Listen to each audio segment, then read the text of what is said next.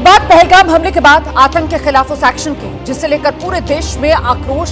140 करोड़ देशवासियों को जिस एक्शन का इंतजार, भारत के शूरवीरों के एक्शन की मैं बात कर रही हूं, जिसे आतंक और उनके आकाओं को मुंह तोड़ जवाब दिया जा सके। प्रधानमंत्री मोदी ने साफ कह दिया है, आतंक के आकाओं को कल्पना से भी कठोर सजा मिलेगी, सजा मिलकर रहेगी।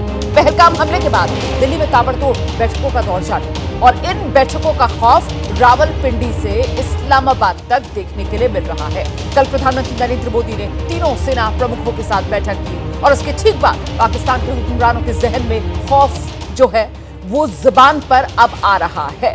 आपको वो बयान भी सुनाएंगे किस तरीके से पाकिस्तान में डर है, पाकिस्तान में खौफ है। और ये वो हाई लेवल मीटिंग है जिसकी तस्वीर आप देख रहे हैं। प्रधानमंत्री नरेंद्र मोदी, रक्षा मंत्री, एनएसए, सीडीएस और तीनों सेना प्रमुख इस बैठक में मौजूद थे, जिसके बाद डर के साए पाकिस्तान के पास मुस्तनद इंटेलिजेंस इतलात हैं कि अगले 24 से 36 घंटों में पहलगाम वाक़े से जुड़े बेबुनियाद और खुद साख्ता इल्ज़ामात को बुनियाद बनाकर भारत पाकिस्तान के खिलाफ फौजी कार्रवाई करने का इरादा रखता है। पाकिस्तान खुद 2 दहाइयों से दहशतगर्दी का शिकार रहा है और दुनिया में किसी भी शक्ल में दहशतगर्दी की सख्त मजम्मत करता है।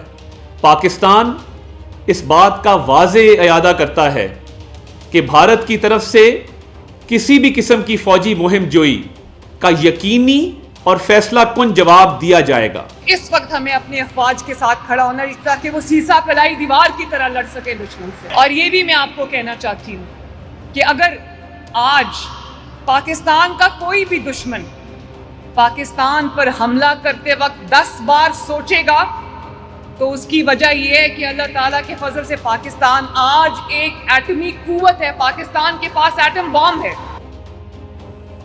तो सुना आपने कैसे सरहद पार जो हुक्मरान हैं उनमें खौफ है और इसकी वजह बिल्कुल साफ है। प्रधानमंत्री मोदी की तीनों सेना प्रमुखों को वो छूट जिसमें सेना को ही हमले का वक्त, हमले का तरीका, हमले का टारगेट तय करने को कहा गया है। प्रधानमंत्री नरेंद्र मोदी की इस छूट के बाद आतंकवादियों के सरपरस्त पाकिस्तान के प्राण सूख रहे हैं। पाकिस्तानियों को अपने सिर पर हिंदुस्तानी बारूद बरसता नजर आ रहा है। इस बैठक में प्रधानमंत्री के साथ रक्षा मंत्री राजनाथ सिंह, एनएसए अजीत डोभाल, सीडीएस अनिल चौहान और तीनों सेना प्रमुख मौजूद थे। पहलगाम हमले के बाद ये पहली बार था जब पीएम मोदी तीनों सेना प्रमुखों से एक साथ मिल रहे थे। पाकिस्तान से तनाव के बीच ये उच्च स्तरीय बैठक करीब 70 मिनट तक चली। सूत्र बता रहे हैं कि बैठक में पीएम मोदी ने कहा कि ऑपरेशनल फैसले के लिए सैन्य बलों को खुली छूट है। पीएम ने ये भी कहा कि जवाबी एक्शन का समय और तरीका सेना ही तय करे। उन्होंने कहा कि करारा जवाब देने का तरीका क्या हो, टारगेट कहां हो, ये सब कुछ सेना ही तय करे। सूत्र बता रहे हैं कि बैठक में पीएम मोदी ने ये भी कहा कि आतंक को जवाब देना हमारा दृढ़ राष्ट्रीय संकल्प है। इससे पहले बिहार की रैली से ही पीएम मोदी ने कह दिया था कि आतंक को ऐसा जवाब मिलेगा जो कल्पना से भी कड़ा होगा। सीधे आपको लेकर चलेंगे, हमारे साथ हमारे सहयोगी नीरज राजपूत इस वक्त न्यूज रूम से मौजूद है। जरा नीरज से ही जानते हैं। नीरज, जिस तरीके से प्रधानमंत्री नरेंद्र मोदी ने साफ तौर पर छूट सेना को दे दी है कि टाइम, तरीका, सब कुछ सेना तय करे, टारगेट समेत, इसी वजह से ये डर और बौखलाहट पाकिस्तान में जो बढ़ रही है। बिल्कुल रोमाना, आपने बिल्कुल ठीक कहा। हमने देखा ही था कि सीसीएस की जो पहली मीटिंग हुई थी पहलगाम नरसंहार के बाद, उस वक्त रक्षा मंत्री ने सारे ऑप्शंस दे दिए थे सीसीएस के सामने। अब प्रधानमंत्री ने सारे ऑप्शंस को देखने के बाद जो कल वाली जो मीटिंग हुई रोमाना, जिसमें प्रधानमंत्री मोदी के साथ एनएसए, रक्षा मंत्री, सीडीएस और तीनों सेना प्रमुख थे, उनको कहा गया कि आपने जितने भी ऑप्शंस दिए थे उन सब के लिए आप बिल्कुल छूट है। आप अपने हिसाब से, अपने तरीके से आप जितनी भी सैन्य कार्रवाई कर सकते हैं, चाहे वो जल, थल और नभ तीनों में हो, आप कहीं पर भी कर सकते हैं जो आपको ठीक लगेगा। सीडीएस इसीलिए मौजूद थे वहां पर ताकि समन्वय बैठाए जा सके तीनों सेनाओं के बीच में कि आखिरकार अगर किसी तरह की कोई कार्रवाई करता है, भारत करता है, तो उसको किस तरह से अंजाम दिया जाएगा। और रोमाना, ये बात मान के चलिए जो 10 बार सोच रहे हैं ना, वो सोच इसीलिए रहे हैं कि कहां पर सबसे ज्यादा जो नुकसान है वो पाकिस्तान को पहुंचाया जा सकता है। उसका कारण कोई ये नहीं कि सोच रहे हैं कि डर के मारे सोच रहे हैं। 1978 में छोड़ दिया था इनको जब इनके न्यूक्लियर साइट्स पर अटैक करने की तैयारी कर ली थी, लेकिन अब इस बार पाकिस्तान को मौका नहीं मिलेगा कि वो किसी तरह की ब्लैकमेलिंग भारत को कर पाए। जी, आप रहिए मेरे साथ नीरज, मैं लौटूंगी आपके पास। देखिए, पाकिस्तान के खिलाफ एक्शन की चर्चा और सेना को खुली छूट देने के बाद प्रधानमंत्री मोदी आज एक के बाद एक 4 बड़ी बैठक करेंगे। और ये कौन कौन सी बैठकें हैं आपको विस्तार से हम बताते हैं। सुबह 11 बजे सीसीएस की बैठक होगी। फिर 11:05 पर cabinet committee on political affairs CCPA की बैठक। इसके बाद 11:10 पर CCEA cabinet committee on economic affairs की बैठक होगी और फिर 11:15 बजे कैबिनेट की बैठक होगी। और आपको बता दें, पहलगाम हमले के बाद ये पहली कैबिनेट की बैठक है जो आज 11:15 बजे होगी। तो ये 4 बैठक और इन्हीं की वजह से पाकिस्तान पर जो संकट है उसका एहसास पाकिस्तान को है। पहलगाम आतंकी हमले के बाद हालात पर चर्चा के लिए पीएम मोदी आज 4 बड़ी बैठकें करेंगे। बैठकों की शुरुआत सुबह 11 बजे कैबिनेट सुरक्षा कमेटी की बैठक से होगी। पहलगाम आतंकी हमले के बाद दूसरी बार सीसीएस की बैठक होगी। सुबह 11:05 पर राजनीतिक मामलों की कैबिनेट कमेटी की बैठक होगी। सुबह 11:10 पर cabinet committee on economic affairs की बैठक होगी। इसके बाद 11:15 पर कैबिनेट की बैठक शुरू होगी।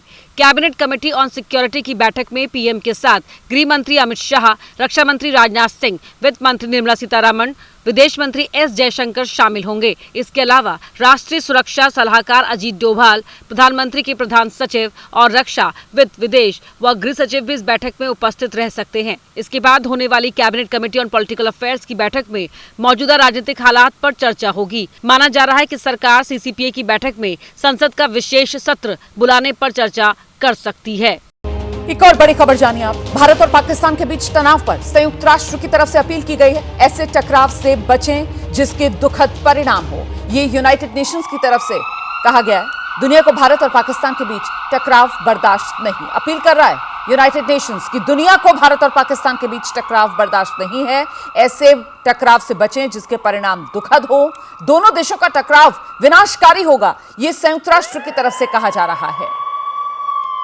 सीधे आपको लेकर चलेंगे, हमारे साथ हमारे सहयोगी नीरज राजपूत इस वक्त मौजूद हैं। नीरज से जरा जानते हैं पूरी दुनिया की निगाहें इस वक्त भारत और पाकिस्तान के बीच जिस तरीके का तनाव है उस पर बनी हुई हैं और ऐसे में यूएन की तरफ से ये अपील, ये संदेश, इसे किस रूप में देखा जाए नीरज?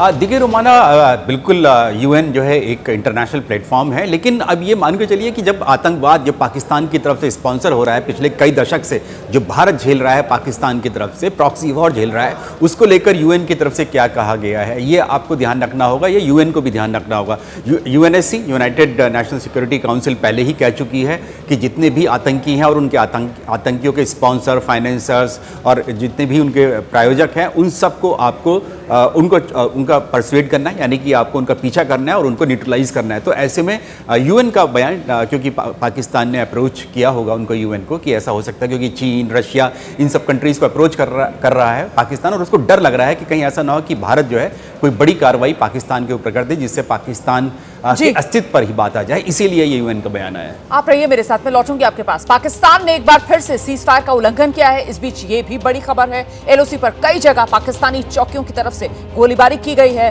बारामूला में, कुपवाड़ा में, नौशेरा में अंतर्राष्ट्रीय सीमा पर फायरिंग, और भारतीय सेना जो है वो पाकिस्तान को लगातार मुंहतोड़ जवाब दे रही है।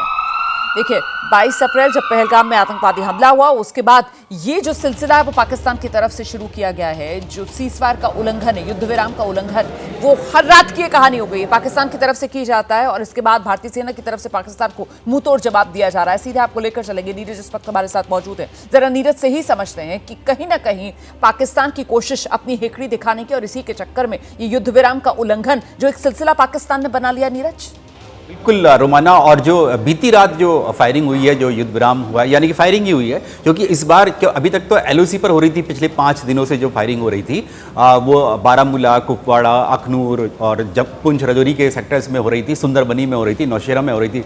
लेकिन बीती रात जो है पाकिस्तान की तरफ से जो अंतर्राष्ट्रीय सीमा है जिस पर कोई विवाद नहीं है, पारवाल जो सेक्टर है वहाँ पर भी फायरिंग की गई। तो वहाँ पर क्योंकि बीएसएफ भी तैनात रहती है, तो भारतीय सेना ने भी उस सेक्टर में भी फायरिंग की, मुंहतोड़ जवाब दिया।